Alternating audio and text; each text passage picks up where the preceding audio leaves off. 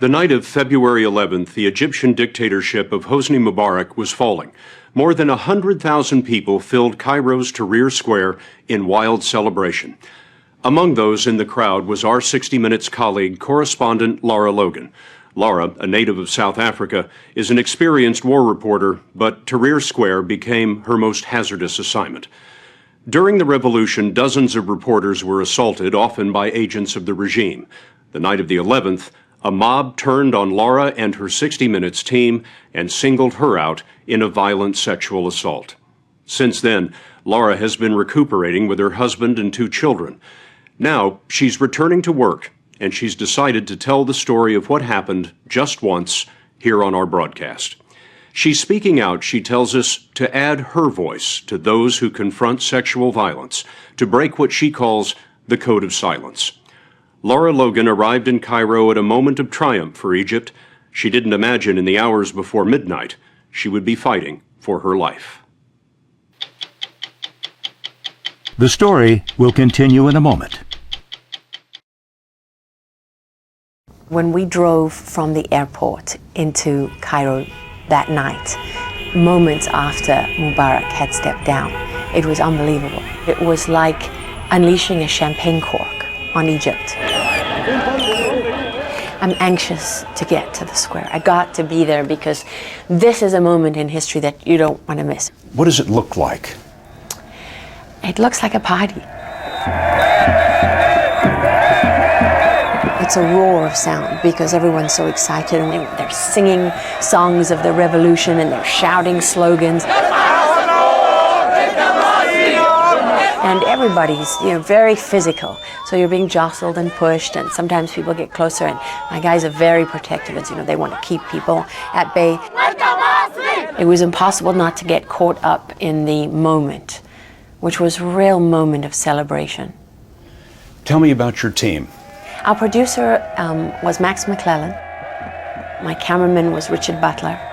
Baha works for us. We had a local fixer, Baha, whose job was to bridge the divide for us as foreigners. We had 2 Egyptian drivers with us who were purely there to act as security and bodyguards. And then we had a security person, Ray, who's done security all over the world.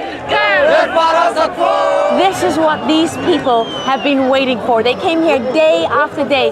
This is about freedom. She reported without a hint of trouble for more than an hour. And what happened then? Our camera battery went down. And we had to stop for a moment, and suddenly Baha looks at me and says, "We've got to get out of here." Baha is not happy here? He's Egyptian, he speaks Arabic, and he can hear what the crowd is saying. Yes. He understands what no one else in the crew understands. That's right. I was told later that they were saying, "Let's take her pants off." And it's like suddenly, before I even know what's happening, I feel hands grabbing my breasts, grabbing my crotch, grabbing me from behind. I mean, it's not, one person and then it stops. It's like one person and another person and another person. And I know Ray is right there and he's grabbing at me and screaming, "Lara, hold on to me, hold on to me." As she was pulled into the frenzy, the camera recorded her shout. Stop! And I'm screaming, thinking, if I scream, if they know, they're going to stop. Someone's going to stop them, or they're going to stop themselves because this is wrong. And it was the opposite. The more I screamed, it turned them into a frenzy. Someone in the crowd shouted that she was an Israeli, a Jew. Neither is true, but to the mob it was a match to gasoline. The savage assault turned into a murderous fury. I have one arm on Ray. I've lost the fixer, I've lost the drivers, I've lost everybody except him. And I feel them tearing at my clothing. I think my sweater was torn off completely. My shirt was around my neck. I felt the moment that my bra tore. They tore the metal clips of my bra.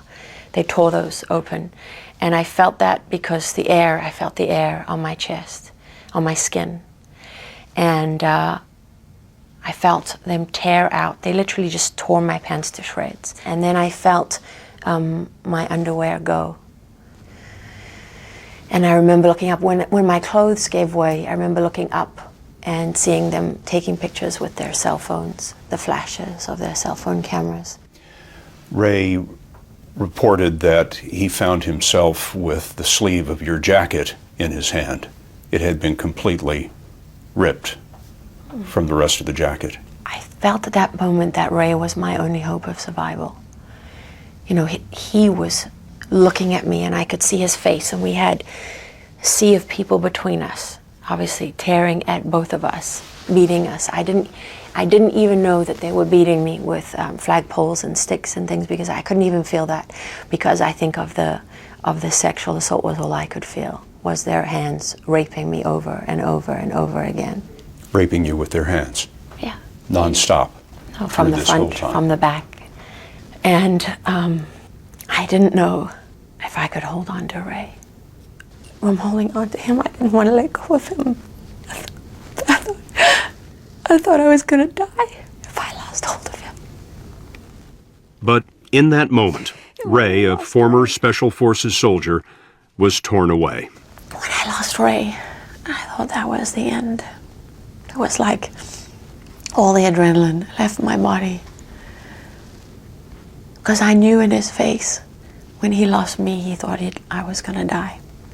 They were tearing my body in every direction at this point, tearing my muscles. And they were trying to tear off chunks of my scalp. They had my head in different directions. Pulling at your hair? Oh yeah, and not trying to pull out my hair, holding big wads of it, literally trying to tear my scalp off my skull. And I thought, when I thought I'm going to die here, and my next thought was, I can't believe I just let them kill me. That was as much fight as I had, that I just gave in, and I gave up on my children so easily. How could you do that? Your daughter and your son are 1 and 2 years old. I had to fight for them, and that's when I said, okay, it's about staying alive now. I have to just surrender to the sexual assault. What more can they do now? They're inside you, everywhere. So the only thing left to fight for was my life. It was a fight she endured about 25 minutes. There was no doubt in my mind that I was in the process of dying. I thought, not only am I going to die here, but it's going to be just a torturous death that's going to go on forever and ever and ever. Lara was dragged along by the mob until they were stopped by a fence. At that spot, a group of Egyptian women were camped out. And I almost fell into the lap of this woman on the ground who was head to toe in black, just her eyes, I remember, just her eyes, I could see. Wearing a chador. Yes. And she put her arms around me. And oh my God, I can't tell you what that moment was like for me. I wasn't safe yet because the mob was still trying to get at me. But now it wasn't just about me anymore. It was about their women.